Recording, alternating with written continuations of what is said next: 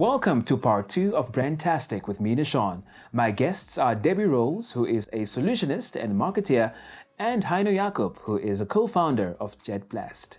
Debbie, take us through some of the very key things that one needs to think about when setting up a company. Okay, Yeah. cheapers. This is all day.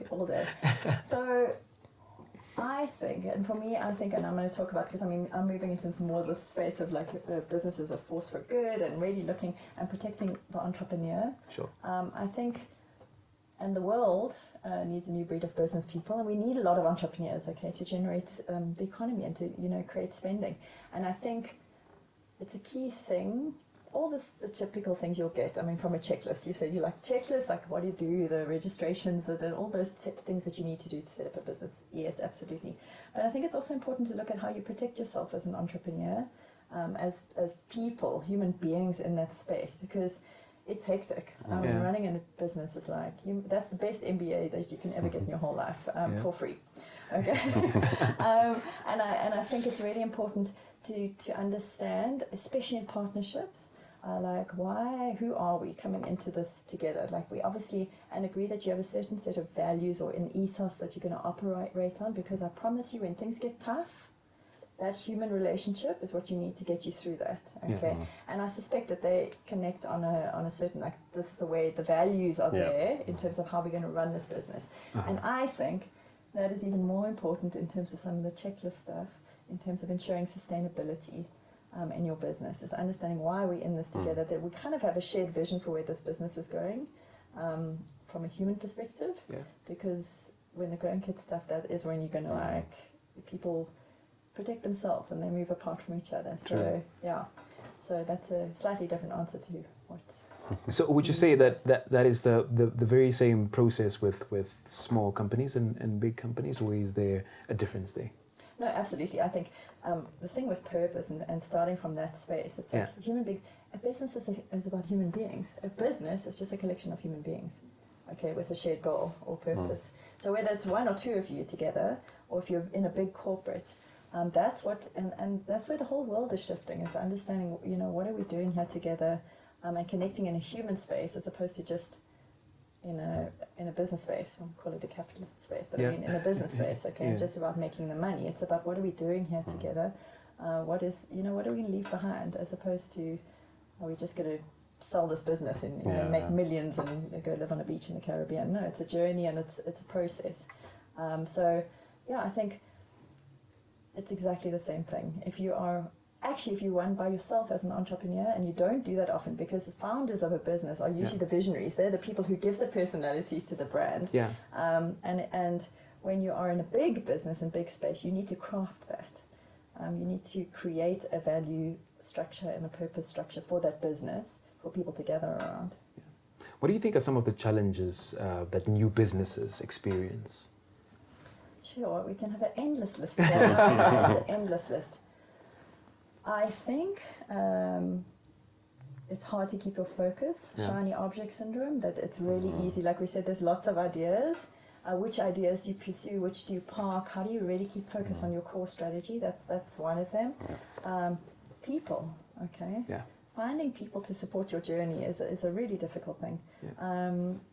It's because the type of person that you bring into the business is important, because you can end up as an entrepreneur spending a lot of your time almost in HR, human issues. Yeah. I think that is quite a challenge.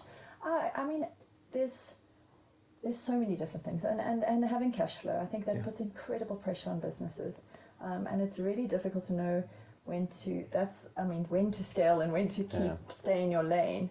And I think the beauty in what we were talking about earlier with a partnership is that, guys, an entrepreneur cannot be all things, okay? Some of us are visionary people, some of us are doers who are like, okay, action, let's get this done. And that is a magical thing. And if you don't have that, if you don't have a partner who you can be, one person's up on one day, other person's down, you balance each other's energies and emotion, can kill your business. Because you develop blind spots as well. Yeah. If it's one person, it's my way or the highway, and I kind of operate in a zone. Yeah. You don't see what's happening around you, so that can break a business. So if you are only by yourself, you need to find yourself a tribe or somebody who Brené Brown talks about the critics that count. Find your people who you can get criticism from, or constructive criticism, and say, you have a blind spot here, this is not working. And don't get defensive. That is the worst thing. Never get defensive about consumer feedback. Because actually that's where the beauty lies. Some of it might not be right, but some of it might be the key to moving you in a better direction. Okay. Do some of those things, sound familiar? Yes. With Yes, for sure. So we love criticism. Yeah.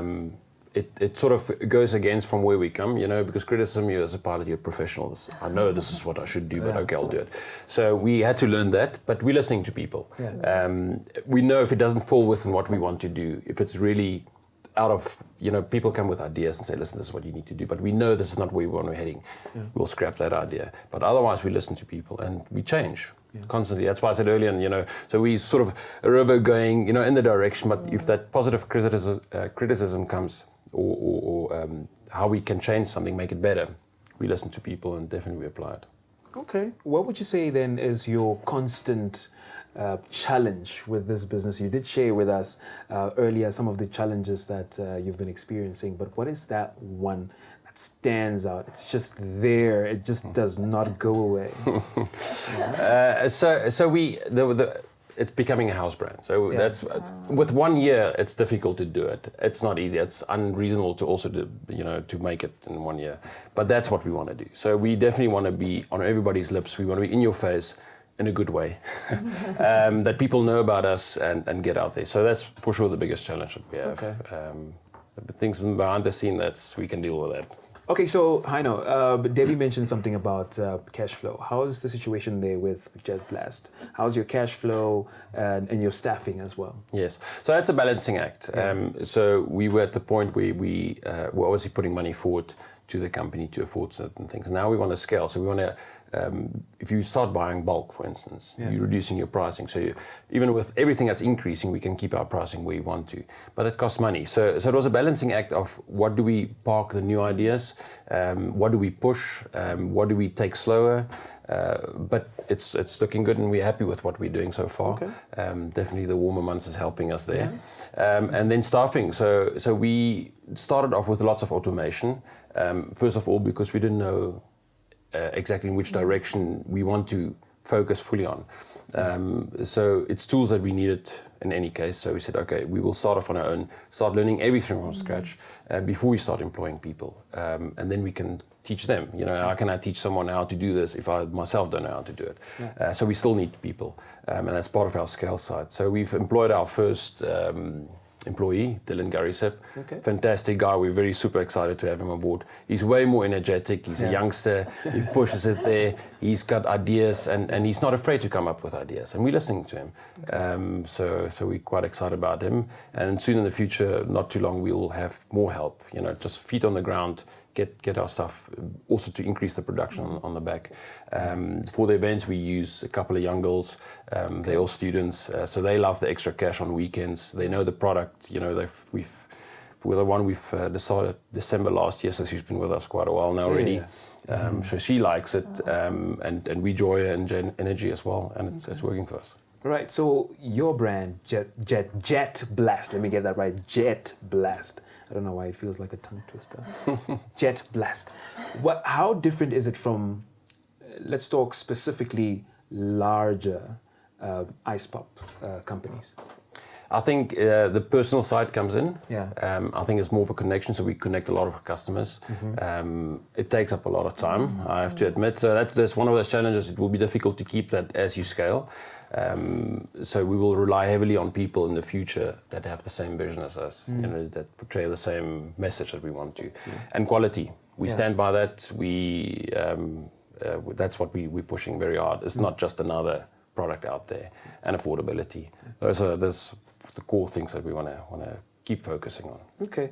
I can only also just imagine that getting shelved is probably something really difficult in retail shops. So how did you convince retailers to take your product? Because there are also some other companies, bigger ones perhaps, that tend to muscle out the small ones. Yes. Did that happen as well? So we see that if we go approach people, bigger stores, normally quick it's like, no, there's no space, no floor space. Sure. But I think what helps us, and there are quite a large companies that say, listen, but you're Namibian, we want to support you. So that you still have those people trying it out. And that's where also we're focusing on smaller businesses, privately run places. They allow us, and we're very grateful for that. So that's our strategy. So we don't want to go for the big commercials that are being run by big corporates in South Africa, for instance, because you normally get blocked out way easier. Which we respect. I mean, that's the business world. It's different, and we're not going to push against it. So our strategy is to go more on the personal, private companies and try and get out there. And I believe it's the right decision for us. Okay, so is there anywhere that you have struggled with retail outlets? No. In which way do you mean? Like getting your products in the retail. So we will, as soon as we get our new shipment of freezers now, I think that will be our first challenge, how to get rid of those freezers as quickly as possible within the Windhoek area.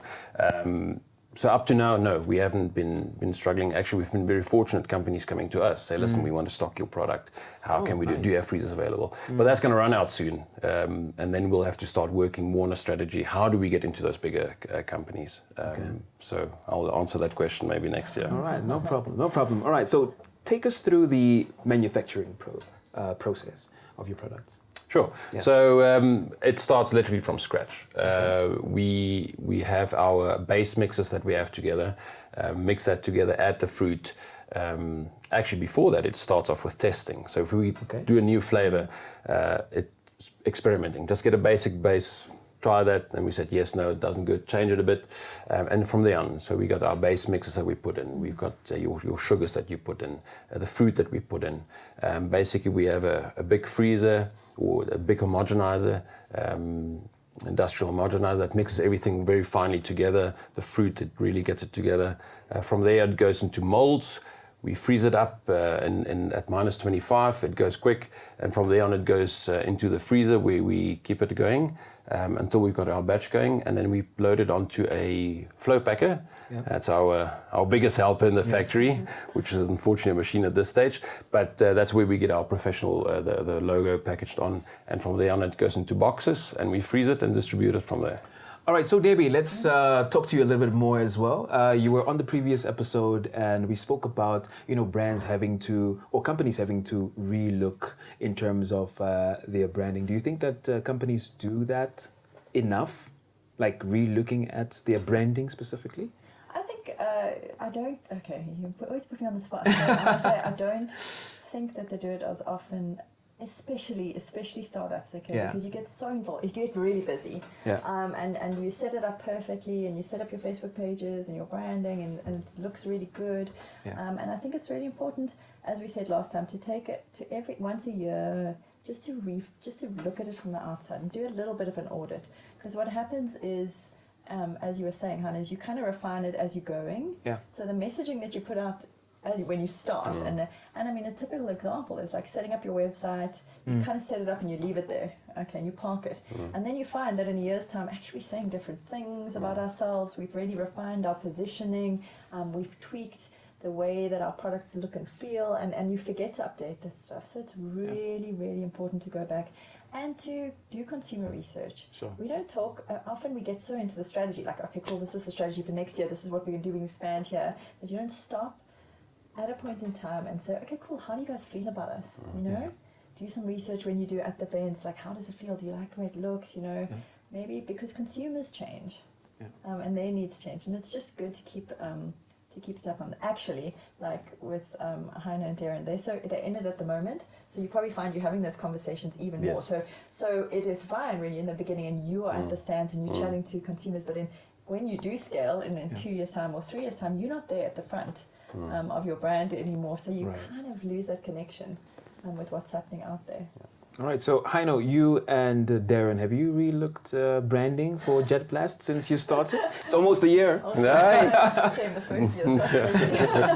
No, so like you said rightly, Debbie, it's insanely busy. You've got so many things to do. You've got 100 balls to juggle, which we were doing. But rebranding, no, not yet. What we have done is change only from ice pops to offering more things, but it still falls within what we want to do. Okay. So it's sort of like our little baby, our popsicles and dopsicles, but we've realized it's equally important to have those other products there, and we're pushing them the same with the same passion. But rebranding, no, not at this stage.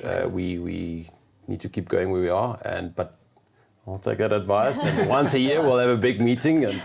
Yeah, and it's not really about rebranding, it's just about reflecting. Yes. It's a reflection of where you are. Yeah, that's true. Yeah. And I think what you mentioned earlier, which is also an interesting thing, particularly in Namibia, because we have a smaller market, is that when you start to diversify, it's like, how do those brands talk to each other? And do you start new brands? And, how much talk about brand architecture, like, are we going to stick to the mother brand, or do they become just little, like Toyota Taz, Toyota, the different kind of sub-brands? Or are you going to start different brands? And that also has different complexities in terms of how we communicate, are we going to have different communication platforms, cost of advertising and spend? So there's a lot of complexities around branding and brand building to consider. Nice. You spoke earlier about really pushing the brand, and I think social media is one of those platforms that you can use to push a brand to the masses. Are you on social media? Yes, we are. So we're on Facebook, the traditional Facebook and Instagram. We don't have a website yet. You mentioned a website earlier, it was actually Facebook. But we need to look into that. So we know that's lacking already, and we are behind with that. People want to see a Facebook, what you offer, where are you? So we're doing that, and then we're doing the more traditional way. Radio is one thing we're doing. We place a couple of ads in newspapers and stuff like that, which is difficult. We're not, so we're focusing more on your old traditional style. Sure. Well, social media is not traditional. It was a new traditional. So that's helping us a lot. But there comes a point, and I think we'll be reaching it soon, where that stops. If you want to get more known, you need to push further and with other means, and we'll definitely focus on that next year. And of course, also, companies are using influencers in terms of getting their products out there. Do you have influencers for JetBlast? Not yet. No? We've hired a few and we've earmarked them. They don't know about us yet, but we will make contact with them. Okay. We're just too uneducated about that at this stage, to tell you honest. But we've been advised to do that, and I think that's one of the ways we can do it. Okay, Debbie, is that the right approach to use influencers, perhaps? Oh, we'll go straight into the influencer question. I was just going to take hats off to broadening and actually using some of the traditional media still in the scope of, obviously, we know Facebook's important, we know Instagram's important. About 32% of Namibians are on the social media platforms, but radio still has incredible reach. Sure. In terms of, and if you talk about the mediums that reaching awareness, like, I mean, you hear something and you go, oh, okay, cool, I'm not pushing 99 here. But I'm just saying it's important to know that if you do not tell people you're here, they'll never know about you. But that's again, we sometimes work so busy in our business and we feel like at the events everybody knows us because we know ourselves so well that we forget that actually you need to put your message out there so that people can come to you. Influencers, it's an interesting space, and I think it works for some people in certain areas. So definitely if you're looking at a certain area and we spoke about your sports drinks and your different things, absolutely, because I think like the world micro audiences are working better, so smaller, not these massive big celebrity influencers, but smaller people in little areas that actually are cool, and they must be authentic and they must align with your values, because that's important. So I think it's great that you're out there experimenting in the different mediums and the different spaces. The website would be an interesting thing for me because just recently having done a media trends presentation, people are researching products and brands online. It's just the way that it is. It's like an immediate, what is this JetBlast that we're talking of? And particularly maybe in the business-to-business space, when you're looking at okay, cool, these are credentials, this is where we're at, things like that. So it's something to consider, to have a placeholder in that space. And we'll have a lot of website people will fight with me and say, no, it must have functionality, you must be able to order from it, which is great. That's long-term thinking. It's just like, okay, we are here, we hold the space. Cool. Okay, awesome stuff. Now, do you mind maybe enlightening us about some of the plans that you have for JetBlast? That's the secret stuff. That's the secret stuff. Where do you want to go with the company? like I said earlier, definitely a house brand. We want to do that.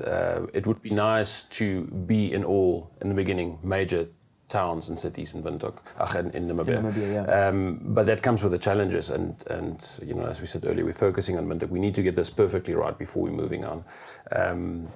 So for sure, that's what we want to do, and just keep growing.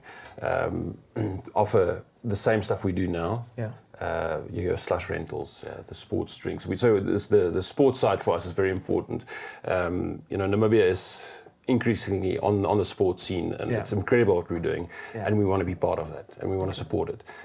Get youth active in that. So we want to start supporting more schools, sponsorships, just do our small bit that we can, and play our part in the community. Do you see expanding beyond Namibia, perhaps, maybe? Yes. Hopefully. For now, not. Yeah. So that, I think is one of those dreams, maybe. But for now, no. We're focusing on Namibia, and that's our first thing. Okay. So you've been, of course, obviously listening to what Debbie has been saying. Do you think that, or did you find the information that she was sharing useful to? Yes. No, very much. So you just mentioned the website. It just convinced me now how important it is. We thought it was important, but I think we know now how important it is. And just keep focusing, reflecting back on what you have, and make sure we're on track with what we want to do. Okay. And Debbie, do you have any advice that you'd like to share with Heino for Jet Blast in terms of marketing? No, I don't think. No, I think I just want to say I pick up these nice words that are coming through, and I think it's so important. It's really beautiful that you spoke about sport, schools, understanding that you are part of a community. You mentioned the word community, and I think that's so important. Sure. For businesses and startups and entrepreneurs. That is the new space of business, is that I'm not operating as an island in the space to take your money and get out. I'm part of a community. And what does that look like? What is it, how does how does my brand play in that space? Okay, and we don't need to all get involved in everything, but decide where you want to be and what space you want to play in. I think that's a beautiful sentiment, and I think it's right in line with where the world of business is moving to.